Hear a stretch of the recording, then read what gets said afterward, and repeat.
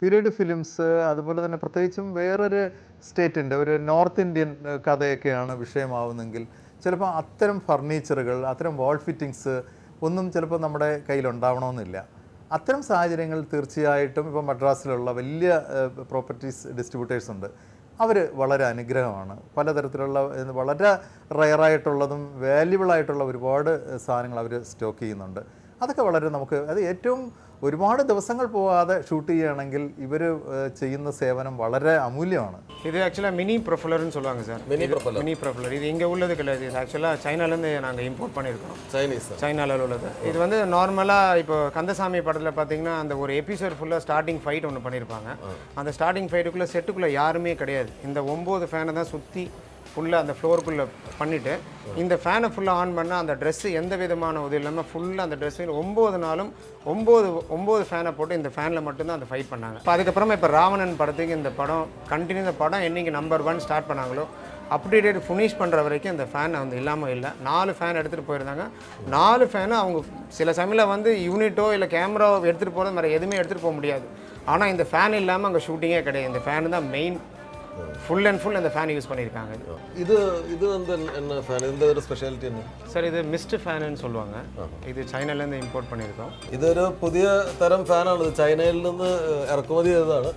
ഈ ഫാനിൽ ഇതിനകത്ത് വെള്ളം നിറയ്ക്കും. വെള്ളം നിറച്ചിട്ട് ഈ ട്യൂബ് കൂടെ വാട്ടർ ഇതിനുള്ളിൽ വരും. അപ്പോൾ ഫാൻ കറങ്ങുമ്പോൾ ഇതിനുള്ളിലൂടെ ഒരു കുറച്ച് വെള്ളം ഒരു ഫോഗ് പോലെ ഒരു മിസ്റ്റ് പോലെ പുറത്തു വരും. അപ്പോൾ ഒരു വലിയ ഫ്ലോറിനകത്ത് ഭയങ്കര ചൂടിൽ AC ഇല്ലാത്തൊരു ഫ്ലോറിൽ വർക്ക് ചെയ്യുമ്പോൾ ഇവനൊരു 2 എണ്ണം വെച്ച് കൊടുത്താൽ നല്ല സുഖമായിരിക്കും.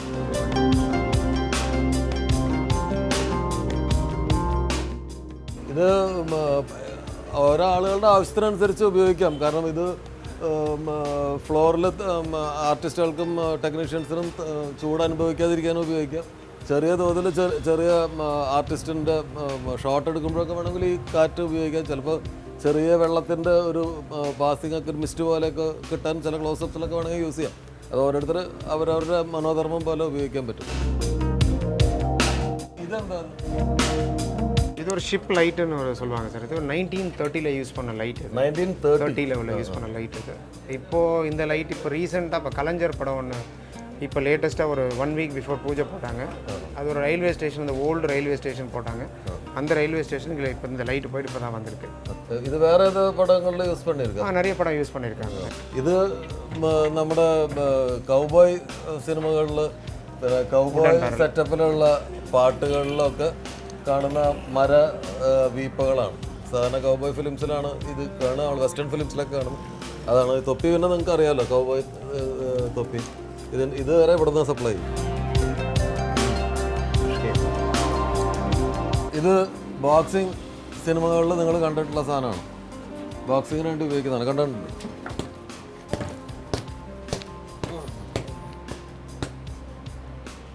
ഇത് അതിനുള്ളതിന്. ഇത് കുറച്ചുകൂടി ഇതൊക്കെ ഏറ്റവും ആധുനികമായിട്ടുള്ള കാര്യങ്ങളാണ്. പണ്ടൊക്കെ നമ്മൾ സിനിമകളിൽ കണ്ടിരിക്കുന്ന ഈ കെട്ടി തൂക്കിയിടുന്ന ഒരു ഇതിലിങ്ങനെ ഇടിക്കുന്നതാണ്. പക്ഷെ ഇപ്പോൾ ഇതൊക്കെ ലേറ്റസ്റ്റ് പരിപാടികളാണ്. ഇത് ഡമ്മീസാണ് பல சினிமா. இது எதில் யூஸ் பண்ணுறது? எல்லா படத்துக்கும் யூஸ் பண்ணுறது தான். எதுக்கு யூஸ் பண்ணுது? குழந்தைங்க டம்மி. குழந்தைங்க சாதாரணமாக இதே மாதிரி அந்த என்ன குழந்தைங்க அந்த ட்ரெஸ்ஸை போட்டு அந்த ட்ரெஸ்ஸை போட்டு டம்மிக்காக யூஸ் பண்ணதான். டூப் ஷாட் மாதிரி மேலே அந்த கீழே விழுறது. இது ரப்பர். அது ஆமாம் ரப்பர். ரப்பர் மோட். ரப்பர். இது பயாஸ்கோப் அப்படின்னு சொல்லுவாங்க. பயோஸ்கோப் பேரில் ஒரு படமே வந்துச்சு. இப்போ இது செய்யறதுக்கு ஆளும் இல்லை. இப்போ இது யாருக்கிட்டையும் கிடையாது. அந்த மாதிரி ஓல்டு ஒரு 1940, 45, 50ல் பண்ணது. 2 தான் இருக்குது. அந்த 2 ஃபிலிம் காசு தான் இருக்குது. வேறு யார்கிட்டையுமே இல்லை, எந்த ஊர்லேயுமே இல்லை.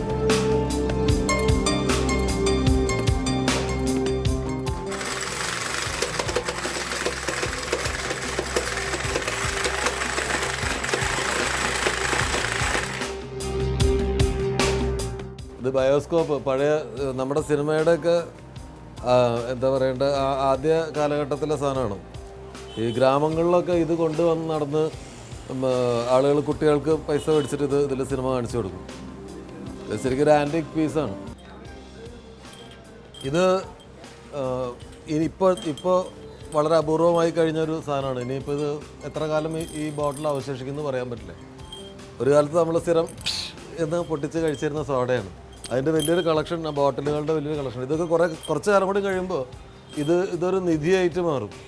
കാരണം ഇവരുടെ കയ്യിൽ മാത്രം ബാക്കി ഉണ്ടാകുന്ന ഒരു കാര്യമായിട്ട് ഈ തരം സോഡ ഉണ്ടായിരുന്ന ഒരു കാലഘട്ടത്തിലെ ഒരു കഥ പറയണമെങ്കിൽ ഇതില്ലാതെ പറ്റില്ല. ഇപ്പോൾ നീലത്താമര ചെയ്യുന്ന സമയത്ത് ഞങ്ങൾക്ക് ഏറ്റവും വലിയ പ്രശ്നം ഉണ്ടായിരുന്നത് ചാംസ് സിഗരറ്റ് പാക്കറ്റ് വേണമായിരുന്നു. ചാംസിൻ്റെ സിഗരറ്റ് പാക്കറ്റ് ഇല്ല. ചാംസിൻ്റെ കമ്പനിയിൽ അന്വേഷിക്കുമ്പോൾ അവർക്ക് ആ കാലത്ത് ആ മോഡലിൻ്റെ പിക്ചർ പോലും ഇല്ല. പിന്നെ നമ്മുടെ ഓർമ്മയിൽ നിന്നാണ് നമ്മൾ പനാമ ഫിൽറ്റർ സിഗരറ്റിൻ്റെ ഓർമ്മയിൽ നിന്നാണ് അതിൻ്റെ കളറൊക്കെ സെലക്ട് ചെയ്തത്. അതാണ് ഇതിൻ്റെയൊക്കെ പ്രസക്തി. കുറച്ച് കഴിയുമ്പോൾ ഈ പീരീഡിന് റീക്രിയേറ്റ് ചെയ്യാൻ ഈ ഒരു സാധനം മതി ആ പീരീഡ് ഓർമ്മിപ്പിക്കാൻ. ഇത് പഴയ ടൈപ്പ് റൈറ്ററാണ്, റെമിങ്ടൺ പോർട്ടബിൾ എന്നാണ് ഇതിൻ്റെ പേര്. ഇത് പഴയ കാലത്തെ ഒരു സിനിമ, ഒരു പീരീഡ് സിനിമ ചെയ്യുമ്പോൾ ഇതിൽ ടൈപ്പ് ചെയ്യുന്ന ഒരു കൈകളിൽ നിന്ന് സ്റ്റാർട്ട് ചെയ്താൽ ആ കാലം രജിസ്റ്റേർഡ് ആയി കഴിഞ്ഞു. അതാണ് ഇത്തരം പ്രോപ്പർട്ടീസിൻ്റെ ഇമ്പോർട്ടൻസ്. ഇത് കിട്ടാൻ വളരെ ബുദ്ധിമുട്ടാണ്. ഇത് ഒരു പഴയ ടൈപ്പ് റേഡിയോ ഇപ്പോൾ നമ്മുടെ വീടുകളിൽ പഴയ ചില ചായക്കടകളിൽ ഇരിക്കണ കണ്ടിട്ടുണ്ട്. പിന്നെ ഉള്ള ഒരു കാര്യം, പുതിയ തലം ചില കാര്യങ്ങളുണ്ട്. അത് ഇങ്ങനത്തെ ക്യാമറമാൻമാരെ വെടിവയ്ക്കാൻ ഉപയോഗിക്കും. ലൈറ്ററാണ്. ഈ ആയുധപ്രേമികളുടെ